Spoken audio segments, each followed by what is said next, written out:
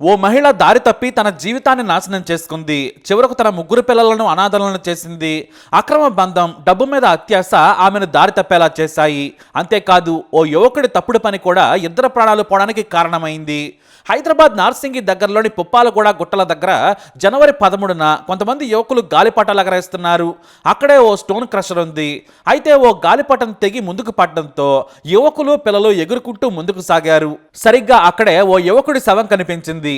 దాదాపుగా కుళ్ళిపోయే స్టేజ్లో ఉంది. కాసింత దూరంలో మహిళ మృతదేహం కూడా కనిపించింది.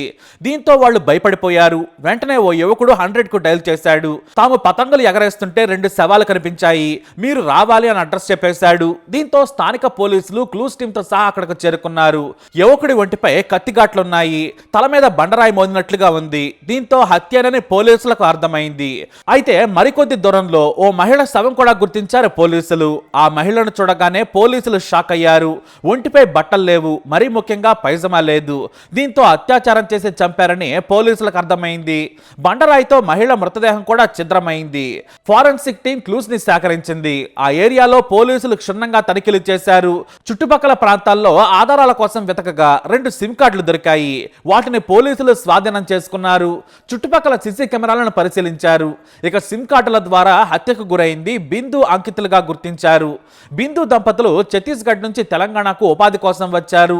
అయితే మొదట్లో వీళ్ళు శంకరపల్లిలో ఉండేవారు. ఆమె భర్త ప్లంబర్ గా పనిచేస్తూ ఉన్నాడు. వీరికి 3 పిల్లలు. అయితే బిందు హౌస్ కీపింగ్ చేసే సమయంలో అంకిత్ తో బిందుకు పరిచయం ఏర్పడింది. ఆ తర్వాత వీరిద్దరి మధ్య అక్రమ బంధం ఏర్పడింది.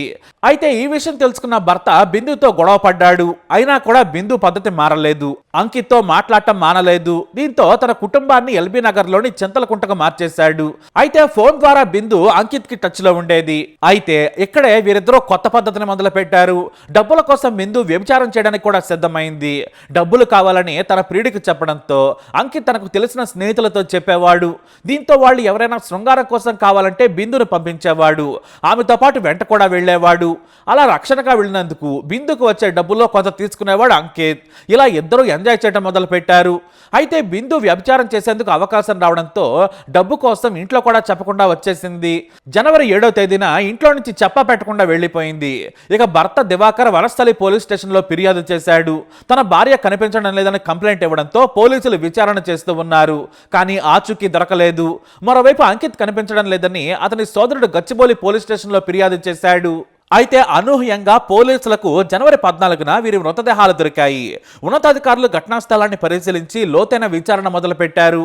సాంకేతిక ఆధారాలతో పాటు స్పాట్లో దొరికిన సిమ్ కార్డులు, ఇతర క్లూస్తో విచారణ చేయగా హంతకులు ఇట్టే దొరికిపోయారు. రాహుల్ కుమార్ అనే వ్యక్తి బిందును 2 సార్లు పిలిపించుకున్నాడు. అంకిత్ ఆమెను రాహుల్ దగ్గరకు వ్యభిచారం కోసం తీసుకెళ్లాడు. కానీ రాహుల్ 2వసారి పిలిపించుకున్నప్పుడు బిందుతో శృంగార సమయంలో అసభ్యంగా ప్రవర్తించాడు. ఆమెకు తెలియకుండా తాను బిందుతో శృంగారంలో పాల్గొనే సమయాన్ని వీడియో తీశాడు. ఆ తర్వాత బిందు దాన్ని గమనించింది. వీడియో తీయొద్దని వారించింది. అప్పటికే వీడియో కూడా తీసేశాడు. ఆ వీడియోను బిందుకు కూడా చూపించాడు. కానీ తనకు పెళ్ళై పిల్లలున్నారు, నేను డబ్బుల కోసం రహస్యంగా ఈ పని చేస్తున్నాను, డిలీట్ చేయమని చెప్పినా కూడా వినలేదు. అయినా రాహుల్ ఆమెను బెదిరించాడు. ఆ తర్వాత ఈ విషయాన్ని బిందు తన ప్రియుడు అంకిత్కి చెప్పింది. దీంతో రాహుల్తో గొడవ పెట్టుకున్నాడు అంకిత్. వీడియో డిలీట్ చేయకపోతే పరిస్థితులు వేరుగా ఉంటాయన్నాడు. పోలీసులకు ఫిర్యాదు చేస్తారని బెదిరించాడు. అతని నుంచి ఫోన్ లాక్కొని బిందుతో రాహుల్ శృంగార వీడియోను డిలీట్ చేసేశాడు అంకిత్. అలాగే బిందు ముందే రాహుల్ని తిట్టాడు. ఆ తర్వాత ఎవరి దారిన వారు వెళ్లిపోయారు. అయితే అంకిత్ అవమానించాడని రాహుల్ అతనిపై పగ పెంచుకున్నాడు. తాను ఇష్టపడి తీసుకున్న వీడియోను డిలీట్ చేయించాడని ఈగోకెళ్ళాడు. ఎలాగైనా సరే అంకిత్ ను హెచ్చరించాలనుకున్నాడు. అవసరమైతే బెదిరించాలనుకున్నాడు రాహుల్. దీంతో తన స్నేహితులైన రాజ్ కుమార్, సుకేంద్రల సాయం అడిగాడు. వీళ్ళు మధ్యప్రదేశ్కు చెందిన వారు. రాహుల్ డ్రైవర్ గా పనిచేస్తున్నాడు. ఇతని వయసు 26 ఏళ్లు. రాజ్ కుమార్ వయసు 22 ఏళ్లు. ఆఫీస్ బాయ్ గా పనిచేస్తున్నాడు.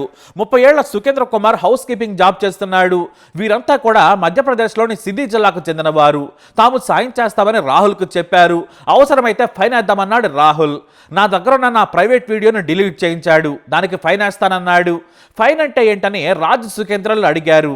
ఫైన్ అంటే చంపటం, ఇది మన కోడ్ లాంగ్వేజ్ అని చెప్పాడు. దీంతో దీంతో ఫోన్లో కూడా చంపడం అనే మాట కాకుండా ఫైన్ వాడాలని చెప్పాడు రాహుల్. ఇక ముందే 2 పదునైన కత్తులను కూడా దగ్గర పెట్టుకున్నాడు. మరోవైపు అంకిత్ మంచి బేరం వచ్చిందని బిందును పిలిపించాడు. ఆమె ఓ చోట గదిలో ప్రియుడు అంకిత్తో కలిసింది. అక్కడే వ్యభిచారం చేసింది. అయితే జనవరి 11న రాహుల్ ప్లాన్ వేశాడు. ఎలాగైనా సరే అంకిత్ను చంపాలనుకున్నాడు. కానీ తాను ఫోన్ చేసి నిర్మానుష్య ప్రాంతానికి రమ్మంటే రాడనుకున్నాడు. ఎందుకంటే అంకిత్ను పుప్పాలగూడలోని స్టోన్ క్రషర్ దగ్గర రాత్రి సమయంలో చంపాలనుకున్నాడు. ముందే లొకేషన్ దగ్గరకు వెళ్లి మొత్తం చూసొచ్చారు. అయితే రాహుల్ కాకుండా సుకేంద్ర కుమార్తో అంకిత్కు ఫోన్ చేయించాడు రాహుల్. తాను బిందుతో గడపాలనుకుంటున్నాను, కానీ నాకు రూమ్ లేదు, రాత్రి పుప్పాలగూడ దగ్గరలోని నిర్మానుష్య ప్రాంతానికి రావాలన్నాడు. అయితే నీకు ఈ నంబర్ ఎవరిచ్చారని ఆరా తీశాడు అంకిత్. రాహుల్ ఇచ్చాడని చెప్పాడు. దీంతో రాహుల్కి ఫోన్ చేసి కన్ఫర్మ్ చేసుకున్నాడు అంకిత్. మరి 4,000 రూపాయలు అవుతుందని చెప్పాడు. సరేనన్నాడు అంకిత్. తన బైక్ పై బిందును తీసుకుని వచ్చాడు అంకిత్. రాత్రి సమయంలో ఆటోలో రాహుల్, రాజ్ కుమార్, సుకేంద్రల మద్యం తీసుకుని అక్కడికి వచ్చారు. అక్కడ ముందుగానే 4,000 రూపాయలను సుకేంద్ర నుంచి తీసుకున్నాడు అంకిత్. ఆ తర్వాత బిందుకు చెప్పాడు. ఆ తర్వాత సుకేంద్ర వెంటనే బిందును తీసుకుని పొదల్లోకి వెళ్ళాడు. ఆ పక్కనే కాస్త దూరంలో రాహుల్ మద్యం తాగుదని రమ్మని అంకిత్ని పిలిచాడు. సరేనని అంకిత్ వారితో కూర్చున్నాడు. మరోవైపు సుకేంద్ర, బిందులు దూరంగా ఎంజాయ్ చేస్తున్నారు. రాహుల్, రాజ్తో కలిసి అంకిత్ మద్యం తాగుతున్నాడు. ఆ సమయంలోనే మళ్ళీ ప్రైవేట్ వీడియో టాపిక్ తీశాడు రాహుల్. నా వీడియోను నువ్వు ఎందుకు డిలీట్ చేశావు? నేను డబ్బులు ఇచ్చాను, బిందుతో గడిపాను, నేను బిందుకు చెప్పాను, నువ్వే మధ్యలో వచ్చి నా వీడియో ఎందుకు డిలీట్ చేశావని గొడవ పెట్టుకున్నాడు రాహుల్. దీంతో వారి మధ్య గొడవ పెరిగింది.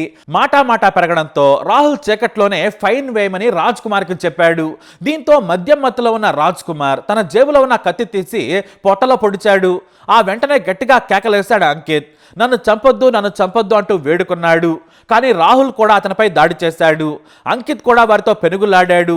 కత్తితో మరోసారి పడవకుండా బలంగా అడ్డుకున్నాడు. ఈ క్రమంలో రాజ్ కుమార్కు, రాహుల్కు కూడా గాయాలయ్యాయి. కానీ అప్పటికే కత్తిపోట్లకు గురవడంతో తీవ్ర రక్తస్రావం అవుతోంది. నొప్పిని తట్టుకోలేక కుప్పకూలిపోయాడు అంకిత్. అంకిత్ అరుపులు విన్న బిందు భయంతో ఏదో జరుగుతుందని పరిగెత్తుకొచ్చింది. అప్పటికి ఆమె ఒంటిపై పైజమా కూడా లేదు. కానీ బిందు ముందే బండరాళ్లతో అంకిత్ మీద మోదారు రాహుల్, రాజులు. దీంతో ఆమె భయపడి పారిపోయేందుకు ప్రయత్నించింది. కానీ ఆమె మీద కూడా దాడి చేశారు. కింద పడగానే రాళ్లతో ఆమె తల మీద బాదారు. ఇద్దరు చనిపోయారని గమనించిన తర్వాత పెట్రోల్ను వారి మొహాలపై పోసి నిప్పంటించారు. మొహం తెలియకపోతే ఎవరూ గుర్తించలేరనేది వారి ప్లాన్. మొహం కాలిన తర్వాత అంకిత్ దగ్గర ఉన్న డబ్బులు, ఫోన్లు తీసుకున్నారు. ఇటు బిందు ఫోన్ కూడా తీసుకొని వారి సిమ్లను తీసి అక్కడే పడేశారు. వారి ఫోన్లో సిమ్లుంటే లొకేషన్ తెలిసిపోతుందని ముందుగా జాగ్రత్త పడ్డారు. ఆ తర్వాత మరునాడు తమను ఎవరూ గుర్తించలేరని మధ్యప్రదేశ్కు పారిపోయారు. కానీ పోలీసులకు అంకిత్ కాల్ డేటా ద్వారా చివరి కాల్ సుకేంద్ర ద్వారా వచ్చిందని గుర్తించారు. అతని ఫోన్ ద్వారా హంతకుల విషయం బయటపడింది. మరోవైపు రాత్రి సమయంలో అంకిత్, బిందు అక్కడికి రావడం సీసీ కెమెరాల్లో గుర్తించారు పోలీసులు. ఇటు ఆటోలో హంతకులు రావడం కూడా సీసీ కెమెరాలో రికార్డ్ అయింది. హంతకుల కోసం ప్రత్యేకంగా 4 బృందాలు రంగంలోకి దిగాయి. వారి IMEI నంబర్ల సాయంతో హంతకులు తమ గ్రామంలో ఉన్నట్లు గుర్తించిన పోలీసులు మధ్యప్రదేశ్ పోలీసుల సాయంతో వారిని వారి గ్రామంలో అరెస్టు చేశారు. ట్రాన్సిట్ వారెంట్ మీద తీసుకొచ్చిన నార్సింగి పోలీసులు రిమాండ్కి తరలించారు. కేవలం తన ప్రైవేట్ వీడియో డిలీట్ చేశాడన్న ఈగోతోనే రాహుల్ ఎంత దారుణానికి తెగబడ్డాడని పోలీసులు తెలియజేశారు. మరోవైపు తన భార్య వ్యభిచారం చేస్తుందని కూడా ఆమె భర్త దివాకర్కు తెలియదు. 3 పిల్లల తల్లైన బిందు చిన్న ఉద్యోగం చేస్తుందనుకున్నాడు. కానీ ఆమె తన పిల్లల భవిష్యత్తు కోసం తప్పుడు పనికి దిగింది. మరోవైపు డబ్బుల ఆశకు అంకిత్ కూడా ఆమెతో వ్యభిచారం చేయించాడు.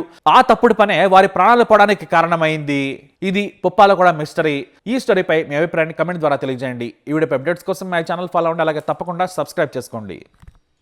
నార్సింగి పోలీస్ స్టేషన్ లిమిట్స్లో, పుప్పాలగూడ గ్రామ పంచాయతీ లిమిట్స్లో ఇది ఒక వాడి వదిలేసి వెళ్ళిన స్టోన్ క్రషర్స్. ఈ ఏరియాలో పైగిన గుట్ట మీదకి పిల్లలు కొంతమంది సన్ రైజ్ చూద్దామని వచ్చి కింద బాడీ ఉన్నప్పుడు చూసి పోలీస్ స్టేషన్కి ఫోన్ చేయటం, మన పోలీస్ ఇక్కడ రావడం జరిగింది. ఒక 30-35 ఇయర్స్ ఉన్న ఒక అతను, మేల్ పర్సన్, అతనికి కత్తిపోట్లు ఉన్నాయి. తర్వాత బండరాయితో ముఖం కూడా పగలగొట్టి, తల పగలగొట్టింది. ఆ బాడీకి చూసి దాన్ని మనం ఇన్వెస్టిగేషన్ స్టార్ట్ చేసిన తర్వాత 60 మీటర్స్ దూరంలోనే ఇంకో పక్కన ఒక ఉమెన్ బాడీ కూడా ఉంది. అది కూడా హెడ్ ఇంజరీతోనే ఆమె చనిపోయి ఉంది. ఆమె లోయర్ పైజామా తీసేసి ఉంది. కాబట్టి ఇది ఈ 2 మర్డర్స్ ఒకటే చేసి ఉండొచ్చు. బహుశా ఇది లాస్ట్ నైట్ అయింది. ఇప్పుడు వరకు ఇంకా క్లూస్ లేవు. వాళ్ళ దగ్గర ఉన్న ఇక్కడున్న ఆధారాలు ఇవన్నీ తీసుకొని CCTVs బట్టి ఇన్వెస్టిగేషన్ చేస్తూ ఉన్నాము. ముందుగా ఈ మృతులు ఐడెంటిఫై అయితే తర్వాత ఈ నేరస్తులు ఎవరు చేసి ఉండొచ్చు అనేది రీజన్ ఏదైతే ఏమి ఉండొచ్చు అనేది ఇప్పుడు తెలుస్తుంది. ఆ పనిలో ఉన్నాము. సార్ ఇక్కడనే మర్డర్ అయినట్టు కూడా ఇక్కడే వీళ్ళిద్దరి మధ్యలో ఒక 60 మీటర్స్ ఉంది. ఇదే సీన్లో 2 మర్డర్స్ అయ్యాయి. 30-35 ఉండొచ్చు ఇద్దరికి కూడా. ఈ మనిషిని మేల్ పర్సన్కి చేతి మీద ఒక టాటూ ఉంది ఓం అని. తర్వాత ఆ గుర్తులు ఇవన్నీ పెట్టి వర్కౌట్ చేస్తున్నాము. ఇతను కన్స్ట్రక్షన్ కంపెనీలో ఏదన్నా ఒక లేబర్ చేస్తుంటాడు అనేది ప్రాథమికంగా బట్టలు షూని బట్టి ఒక ఐడెంటిటీ ఉంది అతనికి.